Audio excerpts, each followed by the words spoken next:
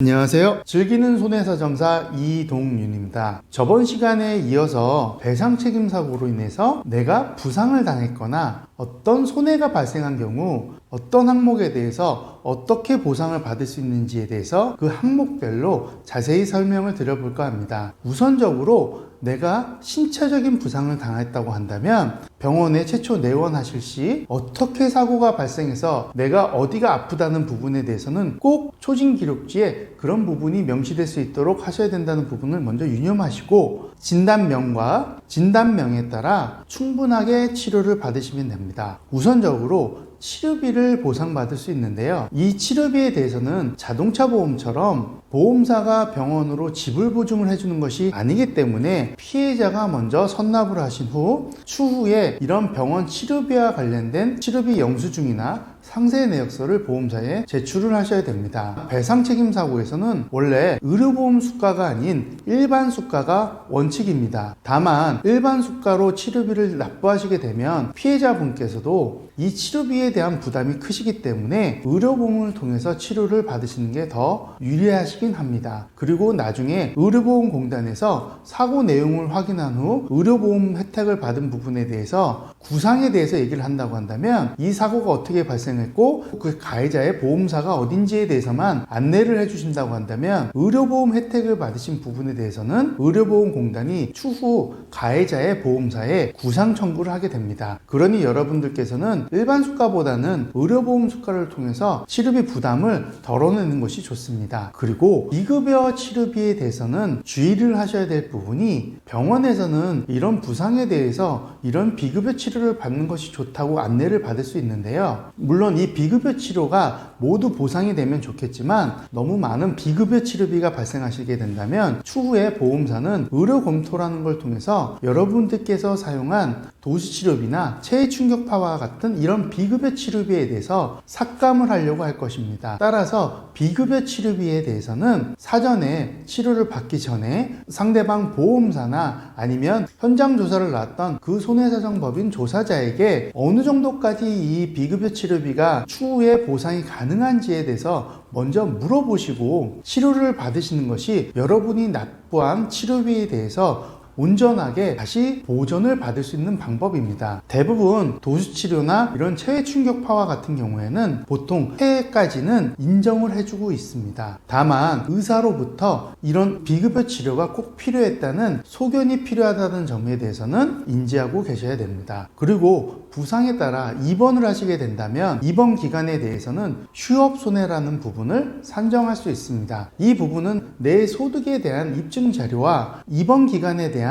명시된 치료비 영수증이나 회원 확인서 등만 제출하셔도 충분히 산정이 가능합니다. 자동차 보험과 달리 배상책임보험에서는 입원 기간에 대해서 85%가 아닌 100% 다 노동능력 상실을 인정하고 있기 때문에 온전하게 다 받을 수 있으십니다. 그리고 혹시 입원 기간 동안 거동이 불편하거나 절대 안정이 필요해서 간병이 필요했다고 하신다면 간병인을 사용한 간병비 영수증뿐만 아니라 내 가족이 간병을 했다면 그 가족 개호에 대해서도 의사로부터 입원 기간 동안 이런 사유로 간병이 필요했다는 소견서를 받아두시게 된다면 입원 기간에 따른 간병비에 대해서도 보상을 받을 수 있습니다. 그리고 진단명에 따른 위자료도 보상을 받을 수 있습니다. 그런데 여기서 여러분들이 자동차 보험과 많이 헷갈려 하시는 부분이 있는데요. 배상책임사고에서도 향후 치료비, 즉 향후에 발생할 치료비에 대해서 보상을 해주는 건 맞습니다. 다만 자동차 보험에서는 빠른 합의를 진행하기 위해서 경과관찰이나 재활치료에 해당하는 통원 비용에 대해서도 향후 치료비를 인정해서 빠르게 합의를 하고 있지만 배상책임사고에서는 이런 재활이나